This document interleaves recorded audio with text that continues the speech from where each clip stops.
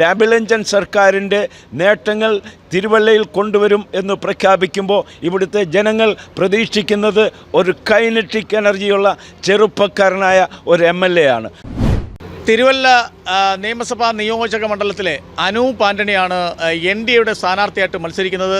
അദ്ദേഹത്തിൻ്റെ election committee ഓഫീസിലാണ് ഞാൻ നിൽക്കുന്നത്. ഇത് എന്നോടൊപ്പമുള്ളത് മധു പരിമല, യുവമോർച്ചയുടെ സംസ്ഥാന ജനറൽ സെക്രട്ടറി ആയിരുന്ന വ്യക്തി കൂടിയാണ്. അദ്ദേഹം OBC മോർച്ചയുടെ സംസ്ഥാന ജനറൽ സെക്രട്ടറി ആയിരുന്ന ശ്രീ മധു പരിമല ഈ അനൂപ് ആൻ്റണിക്ക് വേണ്ടി തിരുവല്ലയിൽ ശക്തമായ പകലില്ലാതെ വളരെ പ്രവർത്തനം കോർഡിനേറ്റ് ചെയ്യാനും പ്രവർത്തനത്തിൽ നിൽക്കുന്നതാണ്. എന്തൊക്കെ പ്രവർത്തനങ്ങളാണ് ഇപ്പോൾ നടത്തിയിരിക്കുന്നത്? എന്താണ് ഇപ്പോഴത്തെ സ്ഥിതിവിശേഷങ്ങൾ? ഇവിടെ വർഷങ്ങളായിട്ട് ജയിച്ചു കൊണ്ടുവന്ന LDFും UDFും അല്ലാതെ ഒരു മാറ്റം ജനങ്ങളിൽ നിന്നും ഉണ്ടാകുന്നതാണ് ഏതോ മുക്കിനും മൂലയിൽ നിന്നും ഞങ്ങൾക്കറിയാൻ കഴിഞ്ഞത്. താങ്കളുടെ പ്രവർത്തനത്തിൽ എന്തൊക്കെ മാറ്റങ്ങളാണ് അനൂപ് ആൻ്റണിയുടെ ഇവിടെ നമുക്ക് കാണാൻ കഴിയുന്നത്?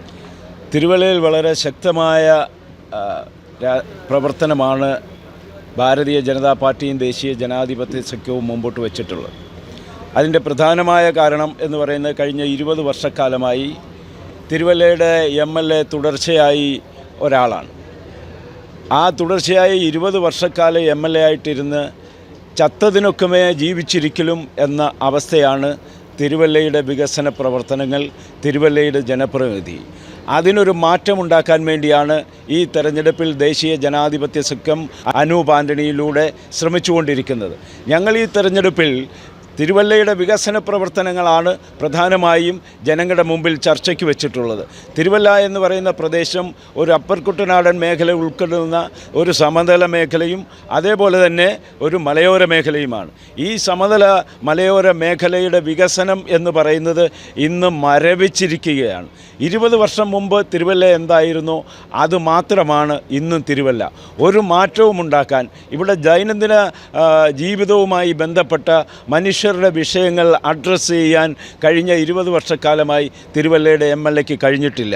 തിരുവല്ല നിശ്ചലമായി മുമ്പോട്ട് പോവുകയാണ്. ഇവിടെ ഒട്ടനവധി വിദേശീയരായിട്ടുള്ള അല്ലെങ്കിൽ പ്രവാസികളായിട്ടുള്ള മനുഷ്യർ ജീവിക്കുന്ന പ്രദേശമാണ്.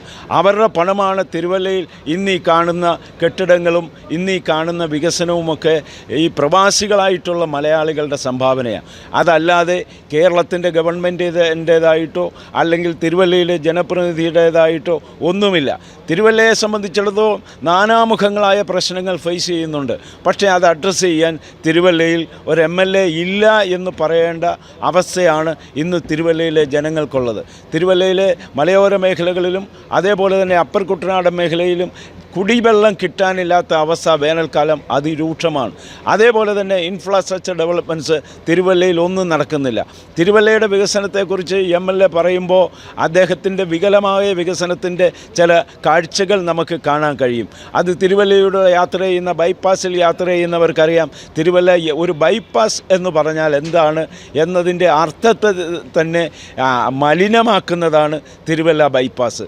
അങ്ങനെ ജനങ്ങൾക്ക് പെട്ടെന്ന് യാത്ര ചെയ്ത് ടൗണിലെ തിരക്കുകൾ കുറച്ച് പെട്ടെന്ന് യാത്ര ചെയ്ത് പോകേണ്ട ബൈപ്പാസിൽ കയറിയ ടൗണിലൂടെ പോകുന്നതിൻ്റെ ഇരട്ടി സമയം വേണ്ടി വരുന്നു എന്നതാണ് ഇന്നത്തെ അവസ്ഥ.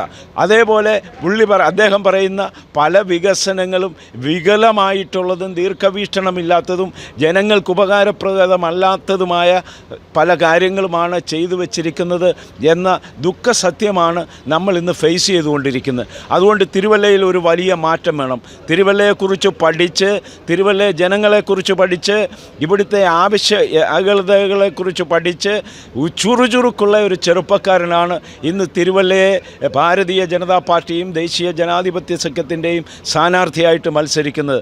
അദ്ദേഹം തീർച്ചയായിട്ടും ഡബിൾ എഞ്ചിൻ സർക്കാരിൻ്റെ നേട്ടങ്ങൾ തിരുവല്ലയിൽ കൊണ്ടുവരും എന്ന് പ്രഖ്യാപിക്കുമ്പോൾ ഇവിടുത്തെ ജനങ്ങൾ പ്രതീക്ഷിക്കുന്നത് ഒരു കൈനറ്റിക് എനർജിയുള്ള ചെറുപ്പക്കാരനായ ഒരു MLA ആണ്.